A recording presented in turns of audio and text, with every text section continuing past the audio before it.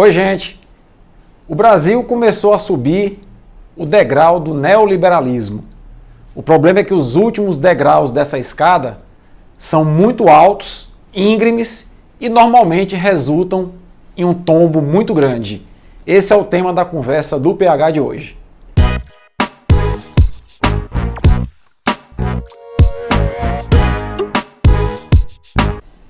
Pessoal, 2019 está sendo um ano de subida do Brasil numa nova escada, a escada do neoliberalismo, que é uma escada que causa muitos problemas, principalmente nos últimos degraus dessa escada.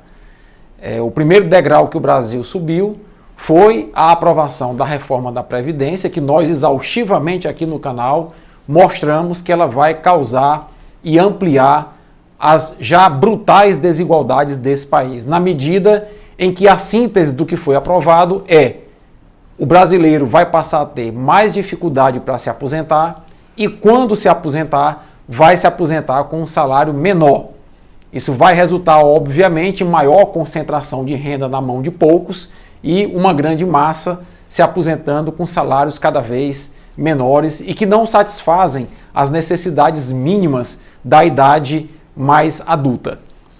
Bom, o segundo degrau já foi subido também, é exatamente a privatização em massa das riquezas do nosso país, a concessão, por exemplo, de várias bacias do pré-sal e a privatização de nossas empresas estatais. O presidente está agora no Oriente vendendo nossas empresas, dando uma de caixeiro viajante, vendendo nossas empresas. Isso vai, obviamente, sucatear a máquina estatal brasileira, que a grande mídia e o próprio governo insistentemente dizem ser muito inchada, e eu já mostrei aqui em vídeos que quando se compara o Brasil com países da OCDE, o percentual de funcionários públicos em relação à população e o percentual de funcionários públicos em relação aos trabalhadores está entre os menores dentre os países da OCDE. Um outro ponto importante é que o que o Brasil gasta em termos percentuais, eu vou mostrar agora nesse gráfico, em relação ao pagamento de servidores públicos, quando comparado ao PIB do país, relacionado a países da OCDE, o Brasil gasta mais ou menos a média dos países da OCDE. E se você observar, os países que gastam menos em relação ao PIB com o funcionalismo público, dentre eles está exatamente o Chile, lá na rabiola desse gráfico. Então veja que o Brasil já está subindo um segundo degrau àquilo que o Chile se tornou na atualidade. O terceiro degrau, na semana do funcionalismo público, do servidor público, o governo está anunciando aí o envio da proposta de reforma administrativa para o Congresso Nacional. E, dentre as medidas que já estão sendo cogitadas e anunciadas nos corredores em Brasília dessa reforma administrativa, estão a perda da estabilidade do servidor público, algumas categorias deixarão de ter estabilidade, o aumento do estágio probatório para 10 anos de estágio probatório, dificultando o acesso à estabilidade do funcionalismo, salários iniciais mais reduzidos, dificuldade na promoção e progressão funcional, as regras pretendem ser mais enrijecidas, dentre outras medidas que vão tentar enxugar um pouco mais a questão do funcionalismo. A mídia já começa a fazer o jogo do governo, dizendo que o Brasil tem no seu terceiro maior gasto em relação ao PIB o pagamento da folha de servidores. E isso é mentira. O principal gasto do Brasil hoje é com a dívida pública e o funcionalismo público gasta em torno de 11% do orçamento do governo. É mais ou menos a média que os países da OCDE também gastam.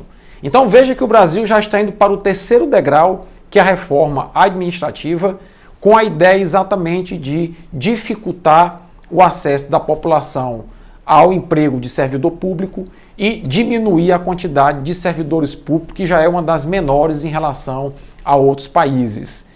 Isso quer dizer, então, que os serviços públicos na área de educação, saúde, previdência, segurança e tantas outras vai ficar mais comprometido ainda. Eu já mostrei aqui em algum vídeo anterior que há, no caso aqui do Piauí, isso se repete no país inteiro, exemplos de delegados que assumem 2, 3 municípios para dar plantão em dias da semana, dias diferentes da semana, porque não tem delegado para cobrir todos os municípios.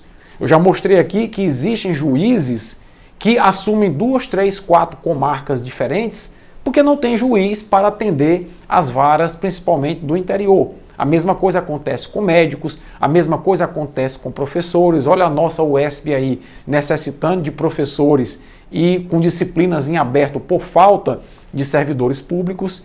E a estratégia do governo é exatamente essa. Aqueles setores que o poder público assume na prestação de serviço à sociedade, esses setores serão desmantelados para que a iniciativa privada possa assumi-los. Eu não tenho nada em absoluto contra a iniciativa privada, eu passei a minha vida inteira trabalhando na iniciativa privada, mas eu acho que é necessário que haja um contrabalanço, na medida em que o governo também deve sim ofertar alguns serviços que são privados gratuitamente para a população, como forma de reduzir as desigualdades e as iniquidades que já são muito grandes nesse país. Por fim, eu queria pedir a que todos vocês fizessem a seguinte reflexão. Democracia não é simplesmente votar. Democracia não é simplesmente no dia das eleições ir lá colocar o voto na urna. A democracia ela é muito mais ampla que isso. Nós precisamos estar reivindicando melhorias no serviço de saúde, melhoria na educação, melhoria na distribuição de renda, porque a classe política e o mercado financeiro eles só respondem aos anseios populares ante a pressão, ante a reivindicação. Historicamente isso acontece. Se nós não formos capazes de nos mobilizar e dizermos aos políticos, não, nós não somos a favor dessa mudança, a classe política vai votar de acordo com a sua conveniência e de acordo com a conveniência do mercado. O que está acontecendo no Chile é um exemplo para o Brasil. No Chile, um governo de direita está implantando contra-reformas no sentido de voltar atrás àquelas reformas neoliberais que foram implementadas na década de 80. Isso só está acontecendo por quê? Porque a população está nas ruas. 1 milhão de pessoas na capital chilena não é brincadeira, gente. Isso pressiona qualquer governo. E o político, antes de qualquer coisa, ele quer se manter no poder. Se ele tiver que fazer concessão ou concessões à população para se manter no poder, ele o fará. Mas sem a população se manifestar, ele continua atendendo a sua lógica pessoal e a sua lógica de atender ao mercado financeiro. E com isso, a população é que vai padecer. O Brasil, a continuar nesse ritmo das intensas mudanças que o ministro Paulo Guedes, autorizado pelo presidente Jair Bolsonaro, está implementando, nós iremos chegar rapidamente aos últimos degraus da escada neoliberal. E como eu disse no início desse vídeo, esses últimos degraus são íngremes e são grandes. E o velhinho brasileiro moribundo, quando chegar nesses últimos degraus, vai ter dificuldade de subir e vai cair. E é nesse momento que o velhinho começar a cair, que a população vai ampará-lo, vai brigar e vai às ruas, exatamente como está acontecendo no Chile. Fica aí a reflexão para que todos nós possamos assumir posições mais firmes em relação ao curso que o Brasil está seguindo e a essa subida de escada desastrosa que será para o grosso da população brasileira. Forte abraço a todos e até a próxima.